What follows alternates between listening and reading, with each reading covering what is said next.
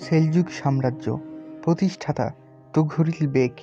Seljuk সাম্রাজ্যের মোট তিনটি ভাগ ছিল: the great Seljuk, Rum Seljuk এবং ইরাক সেলজুক। সেলজুকদের পুরো শক্তি মানে গ্রেট সেলজুক, রোম সেলজুক আর ইরাক সেলজুক সব মিলিয়ে প্রায় 300 বছর টিকেছিল।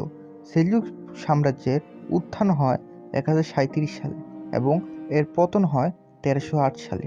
এই পুরো সময়টায় 20 জনের মতো সুলতান শাসন করেছেন এই সাম্রাজ্যটাকে। সবচেয়ে গৌরবময় সময় ছিল আল্প আর্সেনাল আর মালিক শাহের আমলে, বিশেষ করে 1071 সালের ম্যানজিকোট যুদ্ধ, যেটা বাইজেন্টাইনদের সাম্রাজ্যকে ভেঙে দেয় আর পুরো আনাতোলিয়াতে তুর্কিদের দরজা পুরোপুরি খুলে দেয়। রোম সেলজুকরা পরে এখানেই শক্ত ঘাঁটি বানায়, যেটা ভবিষ্যতে অটোমানদের উত্থানকে সহজ করে দেয়। কিন্তু যদিও তারা শক্তিশালী ছিল, কিন্তু ভেতরের ঝামেলা তাদের ধীরে ধীরে খেয়ে ফেলে।